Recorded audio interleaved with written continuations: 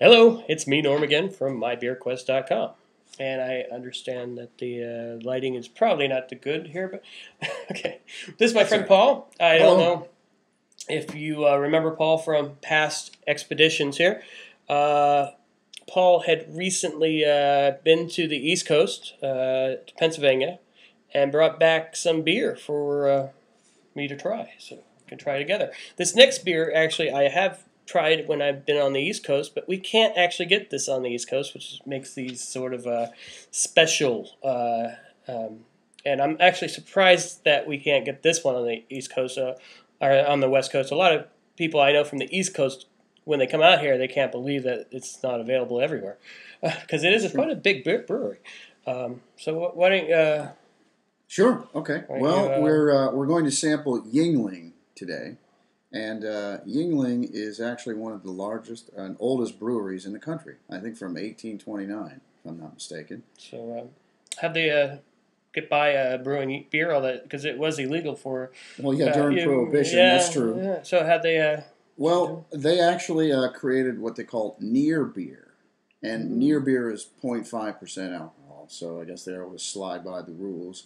But they also supplemented that by running a dairy and also a dance hall. So they found ways to keep going during Prohibition. Kind of interesting. Yuenglings dance hall. Yeah, who knows? But I'm sure with 0.5% alcohol, maybe made the dancing that much more exciting.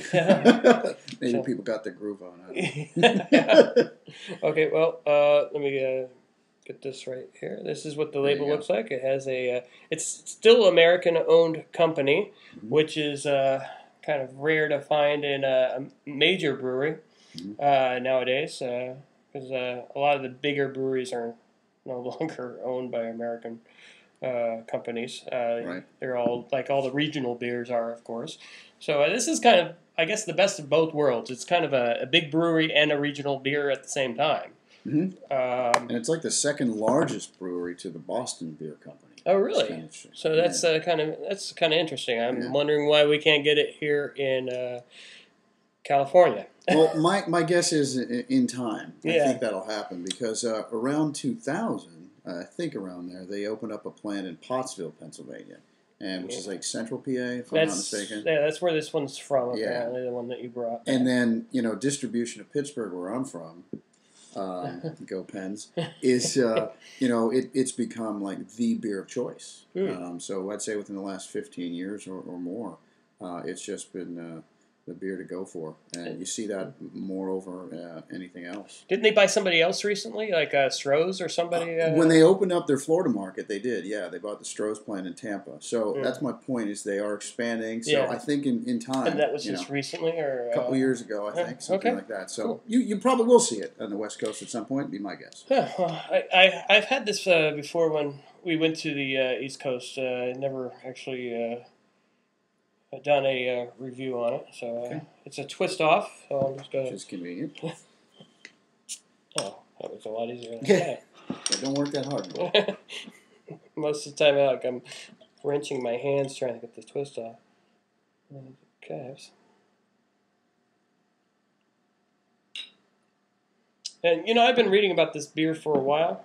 A lot of the beer sites and stuff like that, so it'd be interesting. I like the color already. It's really don't find a beer quite that color here. Well, a lager anyway. Quite that color here. Yeah. Cheers. Well,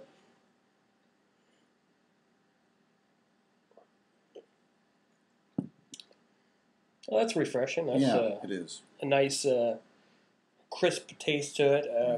It's smooth. For something that dark. Well, I do like this. It doesn't have any sort of bitter aftertaste like some of them can, and so this is really tasty. I can see why it's become popular in Pittsburgh. Yeah, no lingering. Exactly. Taste there. Yeah. That's, no aftertaste. Smooth. Well, if you can find it, I would give it a try. You probably already tried it. But yeah, Pennsylvania, their beer laws are kind of weird, right? I remember trying to go into the store and buy a 6-pack of beer, and they're like, "You can't do that." That's right. You It's buy like, beer in a beer distributor, and you buy liquor and wine in a state store. So you do not buy anything in a grocery store. So, and that's the thing is that if you look at those laws across the country, they're all different. Each state has its own similar, but you know, two states are very much going to be alike. Well, you have to buy it by the case is the thing that I thought was weird. Because, in Colorado, they have similar laws where you have to buy beer in a certain store. And that's true. And that I didn't find too unusual. Yeah. Because, I think it's probably even more usual that you can buy groceries and beer here. But that's right. Well, what you can also do though is you can buy smaller, 6-packs, if you will, from a bar. They will sell the beers, and there was a minimum of a 6-pack that I had to buy, and so they were all in the cooler. There were individual ones, and I said, well, then I'll take 2 Yuengling, and took a few others that we're going to sample later. So that's what I was able to do. I met my 6-pack equivalent by getting 2 of each, so that we could do this. That's pretty nice. All the way from Pittsburgh, Pennsylvania. Yeah. Yuenglings are Yuengling. Yuengling. Yuengling. There you go. A very tasty lager. So. Absolutely. Cheers. Cheers.